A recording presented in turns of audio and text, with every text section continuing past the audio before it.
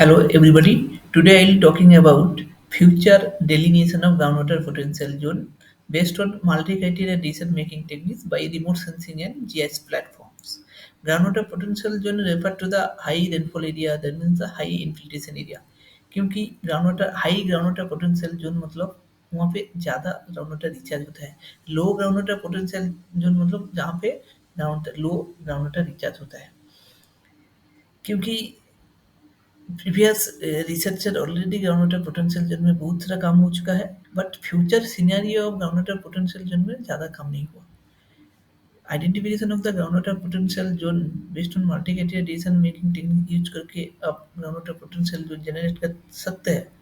Present data use करके various hydrological data like soil elevation, geomorphology, drainage density, road density, vegetation, LULC aspect, various data आप use करके ground water potential जो generate कर सकते हैं. But future scenario generate करने के लिए आपको बहुत सारा मॉडलिंग यूज करना पड़ेगा. क्योंकि फ्यूचर सिनेरियो पहले आपको सोचना पड़ेगा कौन सा डेटा में फ्यूचर सिनेरियो जनरेट हो सकता है, लाइक क्लाइमेट डेटा. क्योंकि क्लाइमेट डेटा में फ्यूचर सिनेरियो हो सकता है रेनफॉल, टेम्परेचर. देन आपको सोचना पड़ेगा दूसरा कौन सा डेटा है वो फ्यूचर सिनेरियो हो सकता है. क्योंकि आपको देखना पड़ेगा जो ग्राउंड वाटर लेवल वो फ्यूचर सिनेरियो जनरेट कर सकता है. लैंग्वेज लैंड कवर मैप्स ये फ्यूचर सिनेरियो जनरेट कर सकता है. इसके बाद आपको सोचना पड़ेगा दूसरा पैरामीटर लाइक एयरपो ट्रांसफरेशन. एयरपो ट्रांसफरेशन में फ्यूचर सिनेरियो जनरेट हो सकता है. पॉपुलेशन में फ्यूचर सिनेरियो जनरेट हो सकता है. उसके बाद आपको सोचना पड़ेगा कौन सा मॉडल यूज करके फ्यूचर जनरेट कर सकता है, like language land cover map. Language land cover map में आप यूज कर सकते हैं डायनाक्लू मॉडल. डायनाक्लू मॉडल है, मार्कम मॉडल और मोलास बोल के एक मॉडल है, एक्सटेंशन है, क्यूजीएस का एक्सटेंशन है, वो भी यूज कर सकते हैं. बहुत सारा लैंग्वेज लैंड कवर का मॉडल है. मॉडल यूज करके आप फ्यूचर सिनेरियो जनरेट कर सकते हैं. और क्लाइमेट डेटा जो है rainfall, temperature, already climate future scenario data available है, आप डायरेक्टली यूज कर सकते हैं. बट ये भी कर सकते हैं दूसरा कोई मॉडलिंग से आप फ्यूचर सिनेरियो जनरेट करके उसके बाद आप यूज कर सकते हैं. और जो ईटी है एयरपोर्ट ट्रांसफरेशन आप सैटेलाइट बेस्ड यूज कर सकते हैं. और आपको हाइड्रोलिकल मॉडलिंग जो है हाइड्रोलिकल मॉडलिंग करके आप ईटी फ्यूचर सिनेरियो जनरेट कर सकते हैं. तो आपको सोचना पड़ेगा कौन सा पैरामीटर आप ग्राउंड वाटर पोटेंशियल जोन में यूज कर सकते हैं. डायरेक्ट इम्पैक्ट, इनडायरेक्ट इम्पैक्ट, ऐसा आपको सोचना पड़ेगा. उसके बाद कौन सा पैरामीटर में फ्यूचर सिनेरियो हो सकता है वो भी सोचना पड़ेगा. उसके बाद ये भी सोचना पड़ेगा कौन सा मॉडल यूज करके आप फ्यूचर सिनेरियो जनरेट कर सकते हैं, ये भी सोचना पड़ेगा. उसके बाद आपको डिसाइड करना पड़ेगा जो कौन सा पैरामीटर फाइनली आप यूज कर रहे हैं ग्राउंड वाटर पोटेंशियल जोन में. उसके बाद आपको सोचना पड़ेगा जो multi criteria decision making techniques का मेथड है. क्योंकि बहुत सारा multi criteria decision making techniques method है, like analytic hierarchical process, HP techniques है, frequency ratio, logistic regression, wave of variance, ऐसे बहुत सारा multi criteria decision making techniques है जिसके यूज करके आप ग्राउंड वाटर पोटेंशियल जो जनरेट कर सकते हैं. Future scenario ground water potential जो जनरेट कर सकते हैं. ग्राउंड वाटर पोटेंशियल जोन में आप बहुत सारा पैरामीटर भी यूज कर सकते हैं. Future scenario ground water potential zone में भी आप बहुत सारा पैरामीटर यूज कर सकते हैं. बट आपको याद रखना पड़ेगा जो फ्यूचर डेटा आपको यूज करना पड़ेगा तब फ्यूचर सिनेरियो जनरेट होगा. अदरवाइज फ्यूचर सिनेरियो जनरेट नहीं होगा, प्रेजेंट सिनेरियो जनरेट होगा. क्योंकि आप जब ग्राउंड वाटर पोटेंशियल जो जनरेट कर रहे हैं तब ओनली प्रेजेंट डेटा यूज हो रहा है. क्योंकि प्रेजेंटली जो सैटेलाइट डेटा, सॉइल स्लोप, आपका language map, NDVI, rainfall, temperature, wind speed, बहुत सारे वेदर पैरामीटर है, ये सब आप यूज कर रहे हैं. बट जब फ्यूचर सिनेरियो कर रहा है तो फ्यूचर सिनेरियो डेटा आपको कंसीडर करना पड़ेगा. अदरवाइज फ्यूचर सिनेरियो मैप आप जनरेट नहीं कर सकते. उसके बाद आपका मेथड सोचना पड़ेगा कौन सा मेथड आप यूज कर सकते हैं. एचपी यूज कर सकते हैं और भी दूसरा बहुत सारा मेथड है वो भी यूज कर सकते हैं. उसके बाद आपको सोचना पड़ेगा जो एचपी आप यूज करना चाहते हैं. बट एचपी का जो मेन थीम्स है, जो मेथड है 1 to 9 स्केल में, 30 मेथड जो 1 to 9 स्केल में एचपी होता है. सो आपको जब वेटेज का बाद आएगा, तब तब आपको ये सोचना पड़ेगा, जो 1 to 9 स्केल में आपको वेटेज देना होगा, क्योंकि ज़्यादा स्केल में आपको नहीं होगा, 1 to 5 स्केल में नहीं होगा, 1 to 100 स्केल में नहीं होगा। ओनली 1 to 9 स्केल में एचपी आपको सोचना पड़ेगा वेटेज देने के टाइम में, क्योंकि वेटेज आपको देने के टाइम में आपका बहुत सारा प्रीवियस लिटरेचर आप देखना पड़ेगा, वहाँ से आप बहुत सारा वेटेज मिल जाएगा। उसके बाद आपका जो स्टडी एरिया है उसका कंडीशन क्या है, ये भी आपको सोचना पड़ेगा। उसके बाद आप वेटेज डिसाइड कर सकते हैं 1 to 9 स्केल, क्योंकि आप एच पी यूज करें, क्योंकि एच पी 1 to 9 स्केल में होता है, 1 to 5 स्केल में भी नहीं होता है, 1 to 100, 1 to 20 किसी भी स्केल में नहीं होता है, 1 to 9 स्केल में आपको वेटेज देना पड़ेगा। उसके बाद आपको सोचना पड़ेगा जो कौन सा मॉडल यूज किया, कौन सा मॉडल मॉडल के बारे में मैं बोल सकता हूँ। जो बहुत सारा हाइड्रोलिकल मॉडल लाइक आर्क स्वाट soil and water assessment tools, जो मॉडल है semi distributed hydrological model use करके आप एयरपो ट्रांसमिशन जनरेट कर सकता है, ग्राउंड वाटर रिचार्ज जनरेट कर सकता है, पोटेंशियल एयरपो ट्रांसमिशन जनरेट कर सकता है, वाटर रील जनरेट कर सकता है। बहुत सारा हाइड्रोलिकल पैरामीटर आप फ्यूचर सिनेरियो जनरेट कर सकते हैं स्वाट मॉडल से। उसके बाद फ्यूचर सिनेरियो को जो डेटा है वो ground water future scenario ground water potential zone में यूज कर सकते हैं। उसके बाद मेरा जो मेनली लेक्चर आएगा वो फोकस्ड होगा एचपी प्रोसीड्यूर में, ज़्यादा नहीं फोकस करूंगा, क्योंकि एचपी प्रोसीड्यूर ऑलरेडी अवेलेबल है, एक्सेल सीट अवेलेबल है ऑनलाइन में, बहुत सारा वीडियो ऑलरेडी अवेलेबल है कैसे कैलकुलेशन होता है। मेरा जो फोकस्ड होगा आफ्टर एचपी का जो नॉर्मलाइज वेटेड कैलकुलेशन हो गया, उसके बाद जीआईएस में कैसे मैक्सिमम रिसर्चर जो ज़्यादा गलती करते हैं, जो नॉर्मलाइज वेट कैसे जीआईएस में इंक्लूडेड होता है।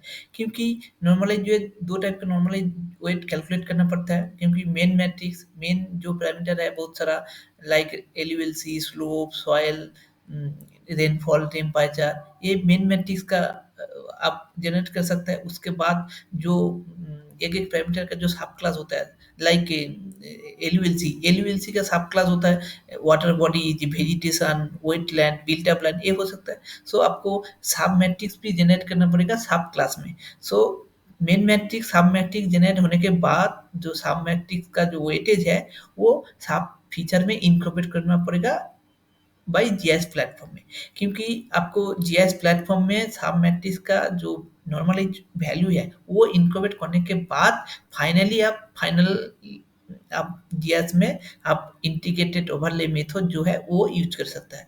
अदरवाइज आपका जो रिजल्ट आएगा वो सही नहीं होगा, क्योंकि नॉर्मली वेट आपका सब मैट्रिक्स का जो वेट है वो आप यूज नहीं किया। सो आपका सब मैट्रिक्स जनरेट करने का फायदा क्या है, और आपका जो फाइनली जो आउटपुट आएगा वो भी एचपी का आउटपुट नहीं होगा, वो एक रैंडम वैल्यू आ जाएगा। क्योंकि फाइनली एचपी सब मैट्रिक्स और मेन मैट्रिक्स का जो वैल्यू है, ये वैल्यू यूज करके आप जो integrated future scenario ground potential zone finally generate होगा वो 0 to 1 स्केल में आएगा, क्योंकि वो 0 to एच पी यूज किया इसलिए आएगा।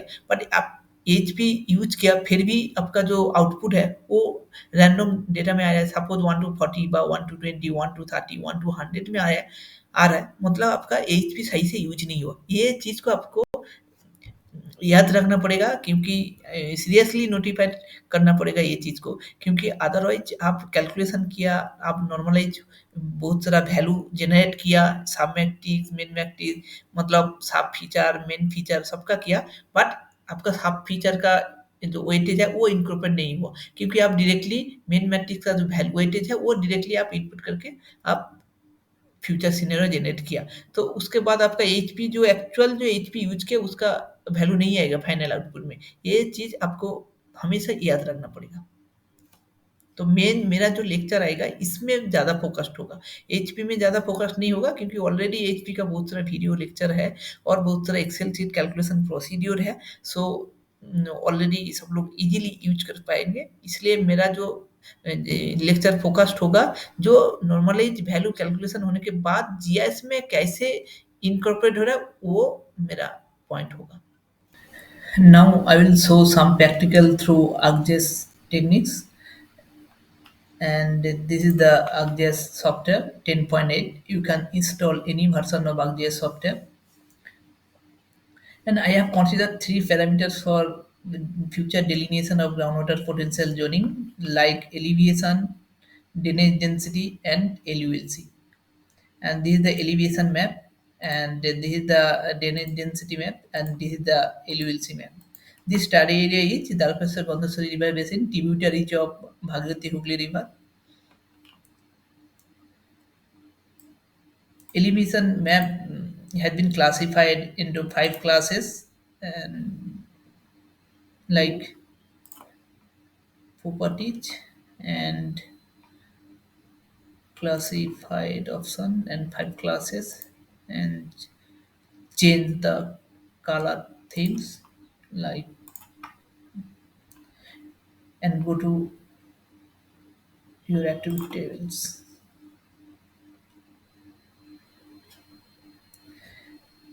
This is the table format: serial number, theme, normalized weight, feature class, area, groundwater prospect, weight assigned, normalized weight. This is the main feature: elevation, future LULC drainage density, and this is the subclass.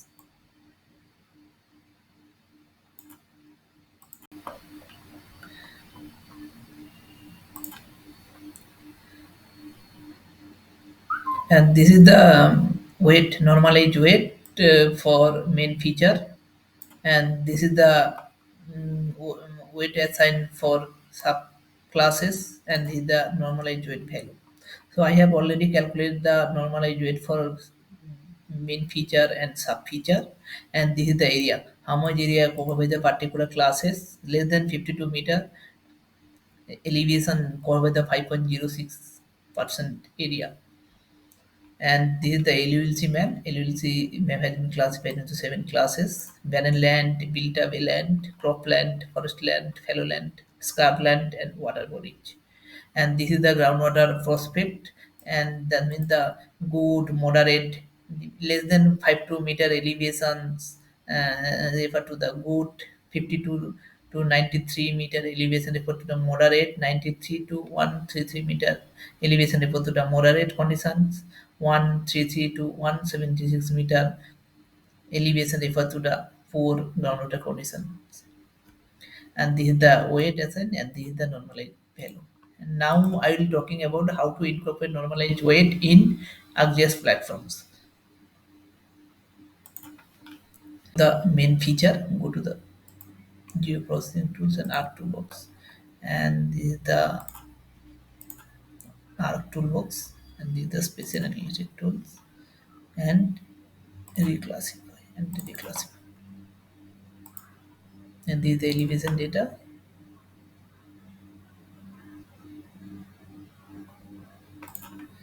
and just save it.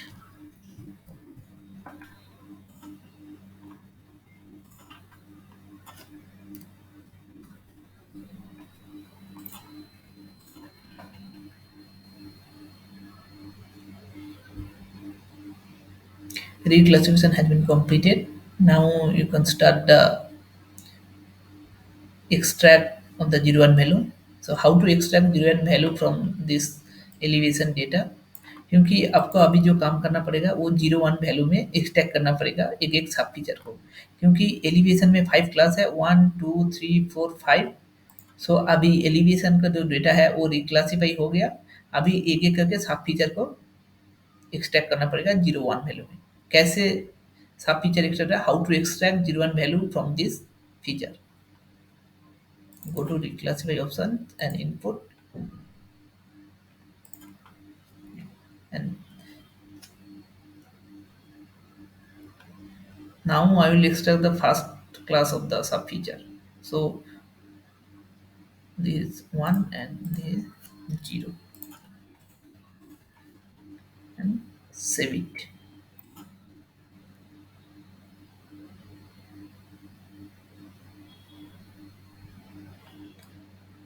Then 0 and 1. Ones mean less than 52 elevation, and 0 means other power elevations.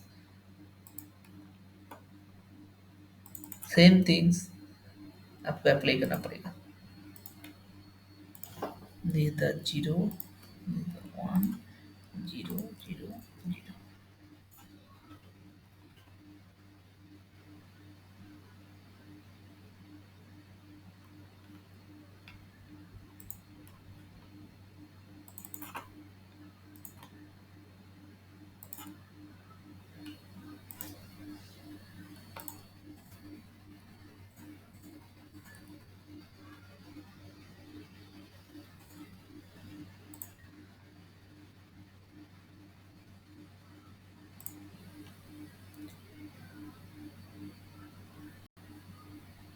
Number जो class 3 है वो extract हो गया और दो बाकी है।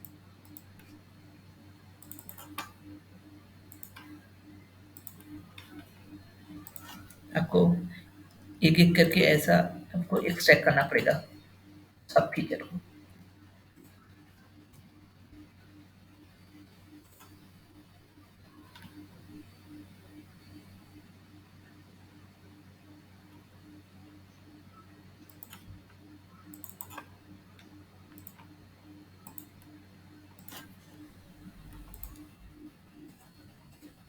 Last class, last sub class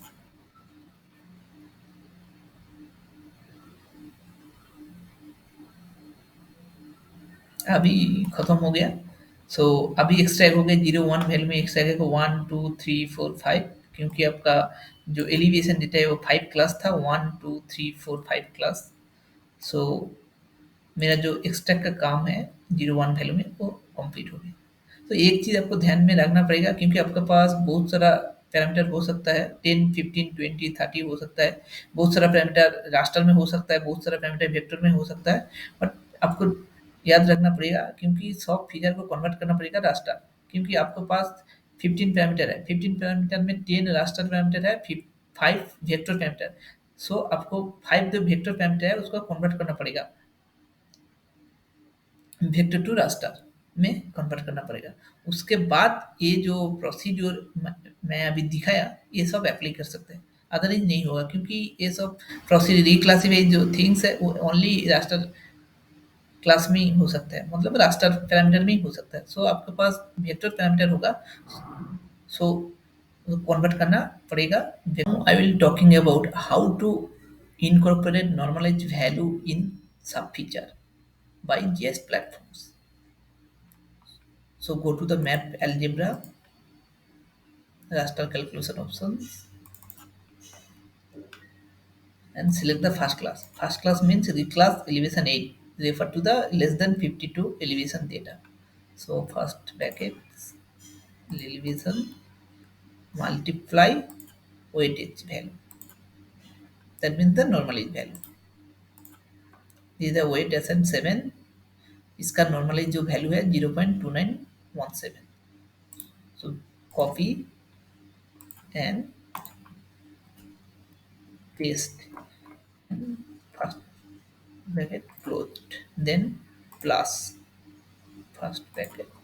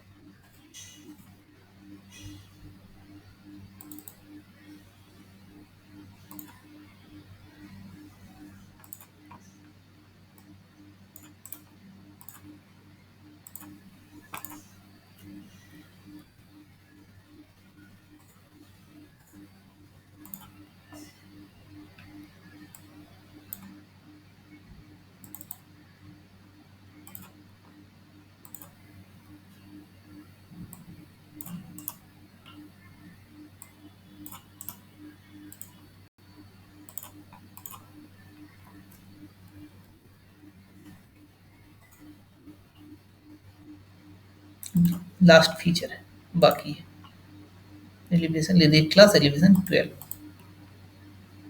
multiply 0.08।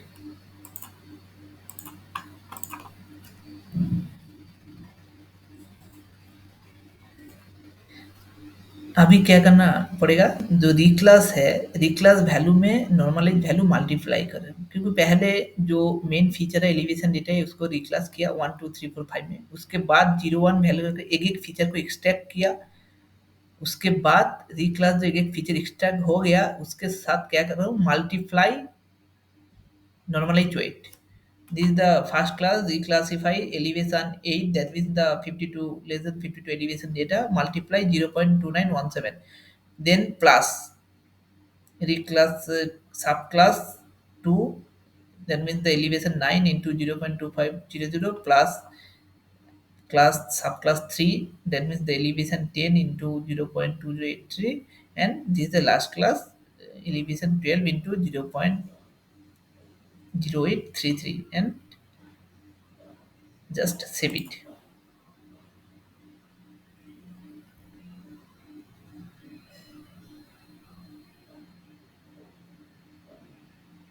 अभी एक चीज को ध्यान में रखिए,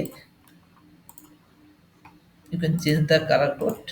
ओके, अभी हम लोग क्या किया, हम लोग एलिवेशन जो ओरिजिनल वैल्यू था उसको रिप्लेस कर दिया नॉर्मलाइज वैल्यू में, क्योंकि जब आप नॉर्मलाइज वैल्यू कैलकुलेट किया है सब मैट्रिक्स का, उसका तो वैल्यू इंक्रीमेंट करना चाहिए, क्योंकि अभी इंक्रीमेंट होने के बाद जो इसका वैल्यू आ रहा है 029 and 0 point, low value is 0.08 and higher value is 0.29, and original जो एलिवेशन डेटा था वो था less than 52, and lower elevation and higher elevation is 438, and now elevation data has been converted to the normalized value, elevation value to normalized value, क्योंकि इसमें यार normal elevation जो original value है वो आपको दिखाई नहीं देगा, अभी ओनली जो वैल्यू दिखाई देगा वो नॉर्मलाइज वैल्यू है, क्योंकि ये नॉर्मलाइज वैल्यू कैलकुलेट कैसे हुआ, based on previous literature, expert opinion, researcher का जो एक्सपर्ट ओपिनियन है, प्रीवियस लिटरेचर का जो ऑलरेडी यूज हो गया उसका बेसिस में, एंड आपका जो स्टडी एरिया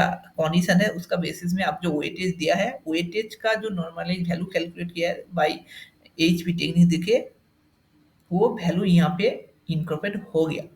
इसके बाद आपको how to integrated all layer in ArcGIS platforms, क्योंकि अभी मेरा जो 3 क्लास है ये डेनिस डेंसिटी है, कलर चेंज कर सकते हैं, डेनिस density and elevation and elevation.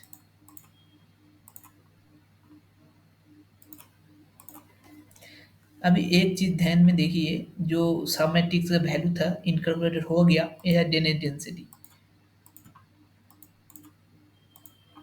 डेनेट density का मैप है, डेनेट डेंसिटी मैप है, इसमें जो हायर वैल्यू नॉर्मलाइज वैल्यू है 0.31, एंड जो लो वैल्यू यहाँ पे है 0.05, एंड एलिवेशन जो कन्वर्ट किया था वो ए है, क्योंकि 0.29 एंड 0.08, उसके बाद एलयूएलसी जो है 0.26 एंड 0.33, क्योंकि जितना सब मैट्रिक्स बना है उसका जो नॉर्मलाइज वैल्यू है सब फीचर का, एक एक करके 3 जो मेन फीचर था उसमें इनकॉर्पोरेट हो गया। अभी आप लोग इंटीग्रेटेड ओवरले कर सकता है 3 फीचर देके, क्योंकि मैं 3 फीचर ओनली कंसीडर किया है, ओनली एलयूएलसी ये है फ्यूचर पैरामीटर्स, और एलिवेशन एंड एनएचडीसी है प्रेजेंट पैरामीटर, क्योंकि मैं प्रेजेंट एंड फ्यूचर पैरामीटर दे के फ्यूचर सिनेरियो जनरेट कर सकता है, क्योंकि ऑल पैरामीटर फ्यूचर नहीं भी हो सकता है, क्योंकि आपका 10 पैरामीटर है उसमें 7 पैरामीटर प्रेजेंट पैरामीटर, 3 पैरामीटर आपका फ्यूचर पैरामीटर, व उल्टा हो सकता है 7 पैरामीटर आपका फ्यूचर पैरामीटर, 3 पैरामीटर जो है वो प्रेजेंट पैरामीटर, ऐसा हो सकता है। उसके बाद आप एक एक करके जो पैरामीटर है उसको ध्यान में रखिए, उसका जो वेटेज है अच्छा से इनकॉर्पोरेट कीजिए, क्योंकि सब मैट्रिक्स का वैल्यू मस्ट भी इनकॉर्पोरेट होना चाहिए, अदरवाइज सब मैट्रिक्स का जो वैल्यू है वो इनकॉर्पोरेट नहीं होगा। सो एक्सपर्ट ओपिनियन का जो अब वेटेज लिया है उसका फायदा क्या है, कोई फायदा नहीं है। सो इसमें इनकॉर्पोरेट होना चाहिए, तब रिफ्लेक्ट होगा मेन आउटपुट में, तब रिफ्लेक्ट होगा, अदरवाइज ओरिजिनल जो वैल्यू है वही रह जाएगा, रिप्लेस नहीं होगा। नॉर्मलाइज वैल्यू आप भी देखिए, डेनेट डेंसिटी, एलिवेशन, एलयूएलसी में आपको जितना दिखाई दे रहा है सब वेट नॉर्मलाइज वैल्यू जो है वो दिखाई दे रहा है, एलयूएलसी का जो ओरिजिनल वैल्यू है वो नहीं दिखाई दे रहा है, क्योंकि जब सैटेलाइट डेटा एक डाउनलोड होता है तब क्या होता है, क्लास वैल्यू में रहता है, क्लास वैल्यू के बाद जब एक एलयूएलसी मैप बनाता है वो क्लास वैल्यू, ओरिजिनल वैल्यू जो है उसमें कन्वर्ट होता है क्लास वैल्यू, क्योंकि जैसा एक सैटेलाइट डेटा आप डाउनलोड किया है ये वैल्यू है, उसके बाद जो क्लासीफाई हो गया तो क्लास वैल्यू में कन्वर्ट हो गया, एलयूएलसी का बहुत सारा क्लास जो है वो उसमें कन्वर्ट हो गया, विल्टर land, crop land, forest land convert हो गया, उसके बाद आप क्या किया, नॉर्मलाइज वैल्यू में कन्वर्ट किया। सो ऐसा ओरिजिनल जो सैटेलाइट डेटा है उसका वैल्यू, उसके बाद जो क्लास वैल्यू के बाद अभी नॉर्मलाइज वैल्यू जो अभी आप डिसाइड किया है, खुद डिसाइड किया है एक्सपर्ट ओपिनियन लेके, क्योंकि ये सब वैल्यू जो है सब मैट्रिक्स का वैल्यू इसमें इंक्रीमेंट होना चाहिए। इसके बाद जो काम है वो 3 लेयर जो है, ये 3 लेयर को लेके इंटीग्रेटेड ओवरले एनालिसिस करना है बाय एचपी। क्योंकि एचपी का जो मेन मैट्रिक्स का वैल्यू है, ये मेन मैट्रिक्स का वैल्यू है 0.2030। एक चीज आपको ध्यान में रखना पड़ेगा, क्योंकि टोटल नॉर्मलाइज वैल्यू जो है वो इक्वल टू 1 होगा, क्योंकि 5, 3, 8 एंड 10 एंड दिस द 1, क्योंकि अदरवाइज इसका वैल्यू आप देखिए, इसका वैल्यू 1 होगा। 0.2, 4, 6, 7 एंड 8, 9, 10, क्योंकि 1 दैट मीन्स द 1, क्योंकि इसका जो आप सम कीजिए उसके बाद आपका जो टोटल आएगा वो 1 होगा, क्योंकि ये टोटल सम जो होगा 1 होगा। एंड ये जो सब फीचर है इसका, वो टोटल जो सब फीचर है इसका, वो जो टोटल होगा नॉर्मली जो है वो 1 होगा।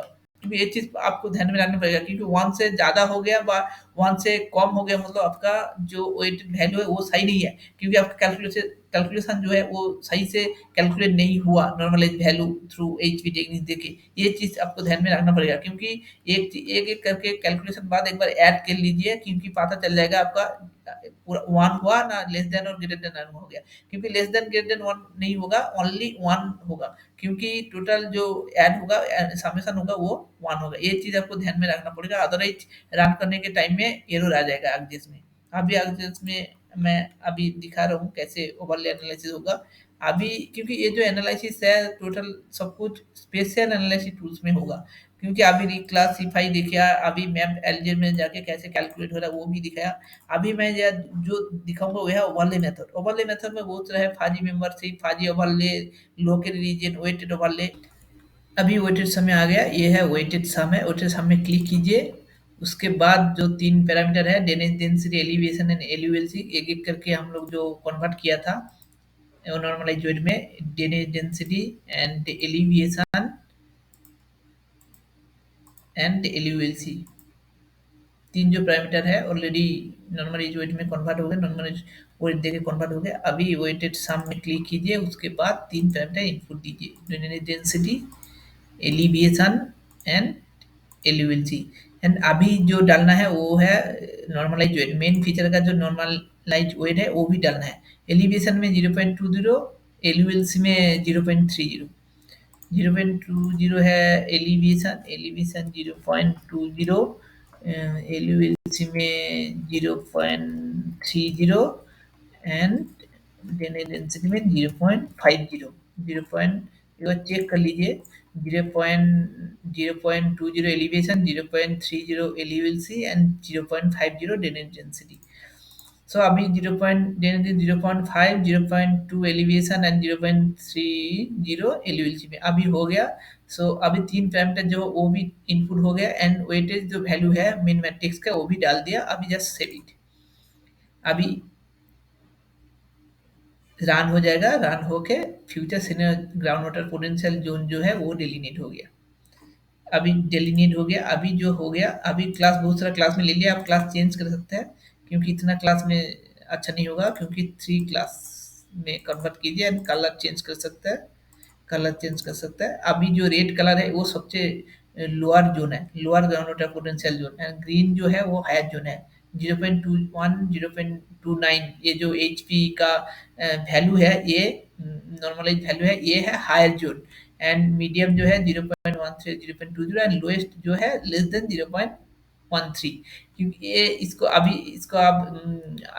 अच्छा से ये कर सकता है, क्योंकि यहाँ पे मैप कंपोजिशन करके फाइनली ये मैप दिखा सकता है। व्यू में जाके लेआउट व्यू कर सकता है, वहाँ पे जाके आप ये सब डाल सकता है। ये जो फिगर है ये फिगर को डाल सकता है, ये जो लीजेंड है लीजेंड लीजेंड भी डाल सकता है, ये जो नॉट लाइन। सो ये चीज ध्यान में रखना पड़ेगा, जो मैप कंपोजिशन करने के टाइम में ग्रिड होना चाहिए, नॉट लाइन होना चाहिए, स्केल बार होना चाहिए, एंड जो लीजेंड है ये भी होना चाहिए। एंड यहाँ पे इंसर्ट में जाके सब कुछ मिल जाता है आपका, लीजेंड, नॉट एरो, स्केल बार सब कुछ यहाँ से हो जाएगा। उसके बाद ये मैप कॉम्बिनेशन होने के बाद आप एक्सपोर्ट कर लीजिए। एक्सपोर्ट में जाके एक्सपोर्ट जो है वो कर लीजिए, क्योंकि ये कर लीजिए। और रिजोल्यूशन जो है 300 होना चाहिए, क्योंकि 300 के नीचे बहुत सारा कोई एक्सेप्ट नहीं करता।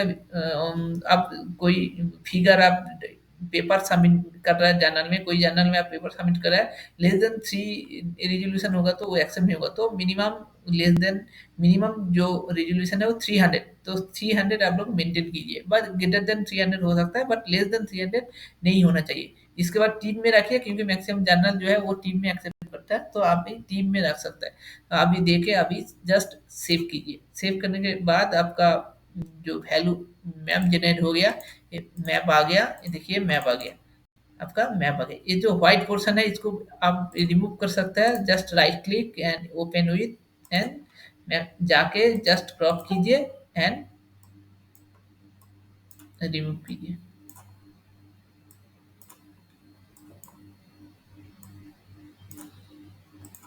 And just save.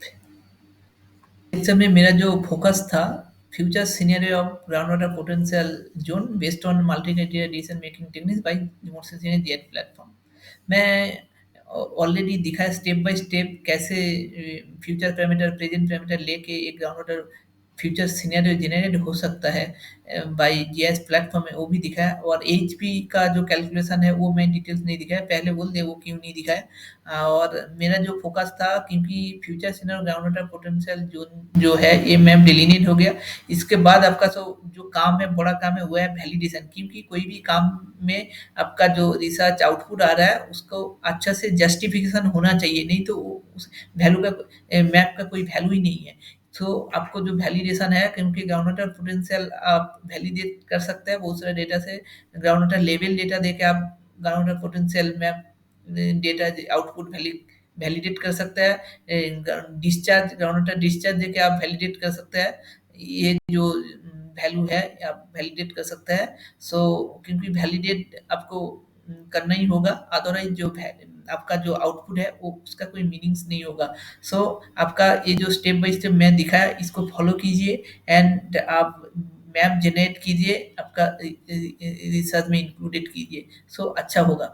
क्योंकि प्रेजेंट ग्राउंड वाटर पोटेंशियल जो मैप है सब लोग जनरेट करता है, but future scenario ground water potential zone में काम नहीं है, इसलिए मैं ये पॉइंट ज़्यादा फोकस्ड किया। और ग्राउंड वाटर जो पोटेंशियल जोन कैसे जीएस में इंकॉर्पोरेट हो रहा है और नॉर्मलाइज वैल्यू कैसे सब फीचर में मेन फीचर में इंकॉर्पोरेट हो रहा है, ये चीज़ को मैं ज़्यादा फोकस किया। क्योंकि मैक्सिमम रिसर्चर यहाँ पे मिस्टेक करता है, इसलिए मैं ये पॉइंट को ज़्यादा फोकस किया। एचपी जो कैलकुलेशन है उसमें ज़्यादा फोकस नहीं किया, क्योंकि वो ऑलरेडी कैलकुलेशन बहुत सारा सीट वीडियो ऑलरेडी अवेलेबल है, इसलिए मैं ये चीज़ ज़्यादा फोकस नहीं किया।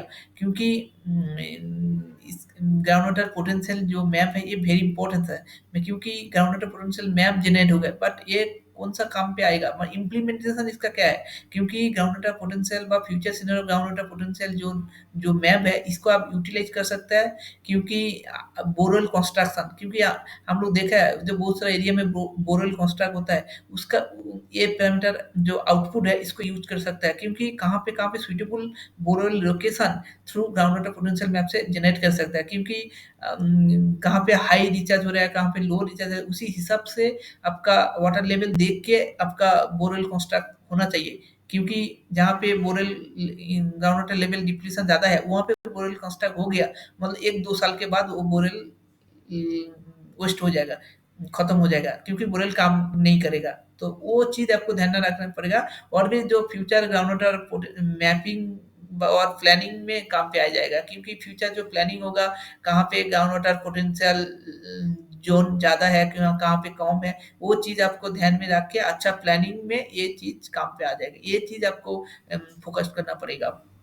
तो मेरा जो लेक्चर था, अब यहाँ मेन थीम्स जो था future scenario ground water potential zone using remote sensing and GIS techniques. Thank you all.